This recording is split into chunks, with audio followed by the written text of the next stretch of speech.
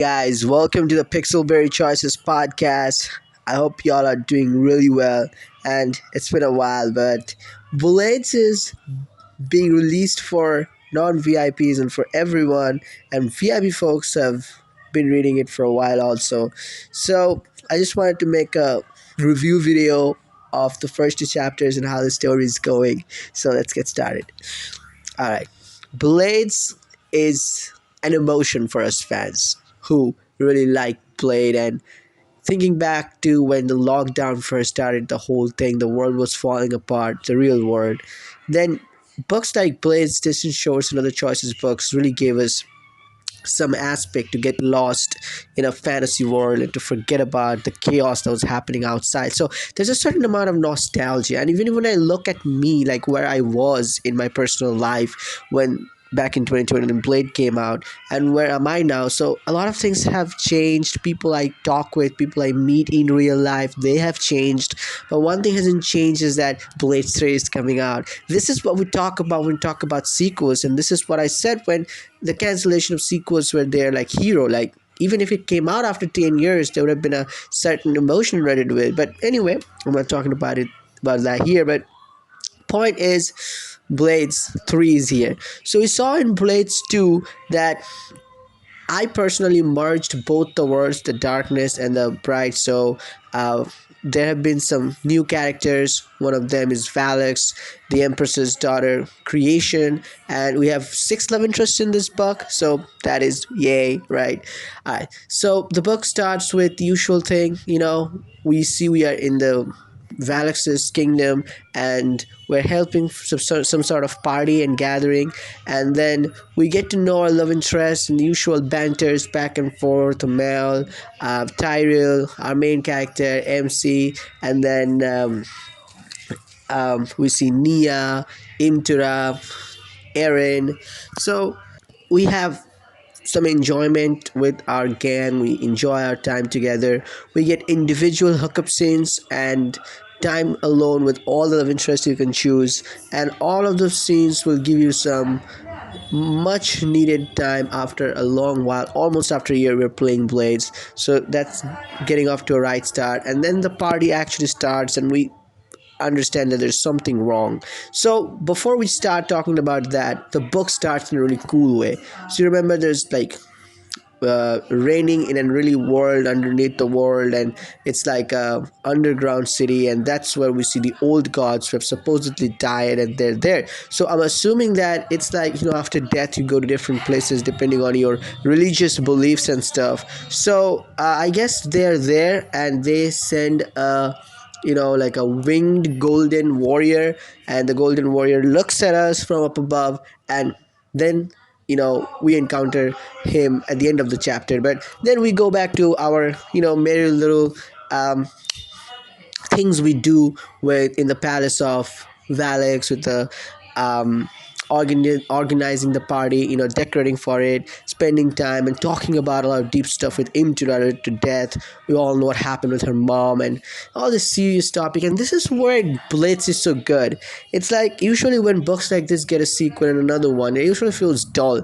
But I would say book one was really good, but book two and book three, it's been a lot of, like, Andrew is not here with us anymore with this book, of course, because he's left this app, and rumor has it like he's been working on a new app. So Andrew hasn't written book two or book three, but he was the lead writer for book one. So, but still, the Blades is really good. It's not like it feels lackluster or anything.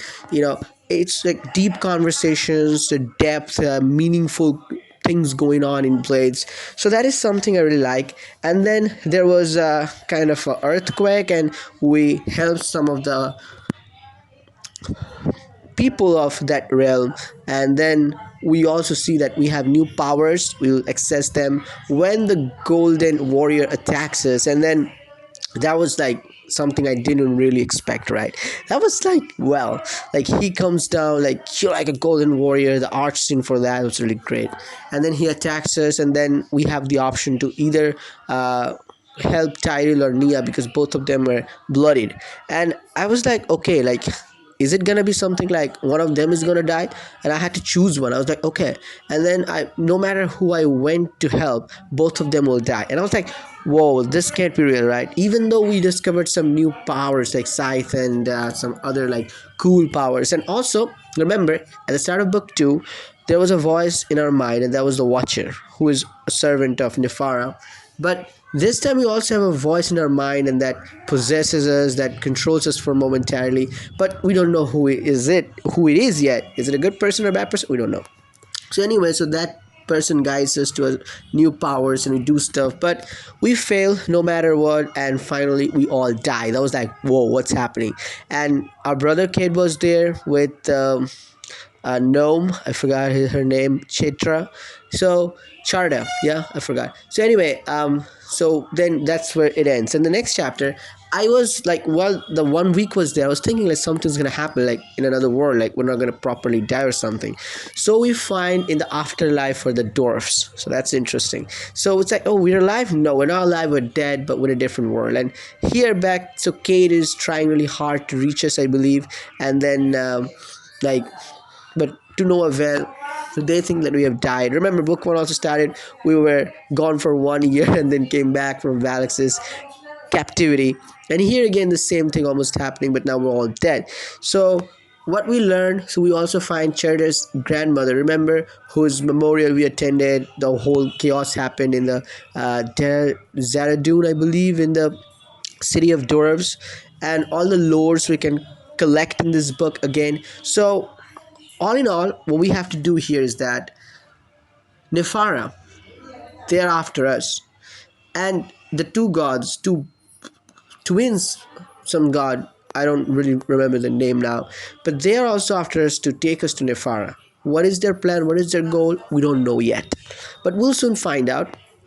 So basically what happens, we get a lore that how to navigate in this afterlife for dwarves. So there will be a lot of troubles, and first one we encountered this phoenix bird like stuff, like the fire and stuff. So again we use our you know pyrebird or something, pyrebird I believe their name was. So we use our cleverness, Mel's stealthiness, and with Mel and Nia, we go to like steal a stuff they had stolen from us. So thing is that we lose some of the memories when we give something away, and this is a really cool concept. Look, like the story is all and good, but the thing is that all these discussions about what happens after death, like this feels like a philosophical book at this point. I'm not complaining about that, because all this thing that it makes you think really deep about it, like wow, this is like no nonsense, no hookup kind of thing, right? I'm not sort of condemning any book or anyone if they like smut or not, but for me personally, I don't know, I want to know your input. If this is something top tier, I believe, like when we are having these conversations and we are reading these lores, like so in this book of course, but like how to attend and be one with the spirits of the, what do you call it, dwarfs. And also a question is that why did we end up in the dwarven afterlife, and are there other afterlives like human, orc, elves? Are we gonna go there? And where the heck are the you know the old gods, and how did they reach there? And one good thing is that my theory about this book is that book one was light, shadow, all that thing, that shadow is bad. Book two was like we really encountered that shadow, and I merged the words. I don't know what you guys did, but even like we found out like the shadow is not completely bad, right? Like there have been people living in there, but it was completely a different thing. Like old gods are really good, we thought, like Tyrell's whole conception came down cracked. What happened, Nia's beliefs, and even the priests of the temple, they had flaws, and the people in the darkness, the dark realm, shadow realm, they had some common good virtues about them. So it's like twisted concept. And also learn about the magics of the dwarves. The true magic is when darkness and light comes together. It's not the light or darkness alone, you cannot keep them together. So too much of darkness will corrupt you, and too much light will draw on your life force energy. So that's a very interesting point here. So I think this book is going to be something about old gods. They were not pure. But also I think, this is my theory, that this winged warrior that came after us, I think there's something about it, because it didn't try to attack us. I think we got sort of you know pulled this like impaled while like saving our friend, but something was different. I think like this character, whatever this is or whoever this is, they're gonna be our ally. Something's gonna happen. That is my theory. Let me know, guys, what your theories are depending on the first two chapters of Blades. And yeah, man. So it's just that really interesting stuff are happening. um and all the thing that we have to go and we find two of our nemesis almost when we think that we're nearing the end of this afterlife, dwarven afterlife worlds. So we'll see what happens, but a lot of stuff happens, complex stuff, so it's kind of hard also for me to like think off the top of my head and to talk about it. But it's a really quality book. Let me know, guys, your thoughts and opinions about it, and you want to talk more in the comments below, chat. So there have been a lot of new books coming out, so I'll try to talk about them also, or maybe the insider for December, I'll talk about them. But thank you for all your messages. I've been checking them on YouTube and on my social medias if you guys are messaging, and I really miss doing this. So when Blitz came out, I knew like I had to like I've been doing some stuff, so I'll be busy for a couple of months. But for Blitz, I'll come from time to time and I'll just talk my theories and I'll talk about the review and just interact with all you. Love you all.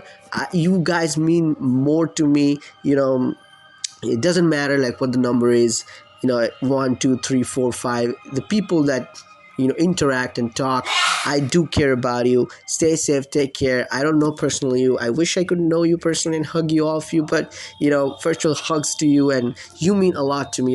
Even though I'm not really with the Justice community anymore, maybe on Instagram or YouTube or any other place that I was in law places, but I always think about the times we had talking about choice and having fun. I hope you're doing well in your lives. Stay safe, take care, and be with Justice. Spread the love. Take care. Peace out.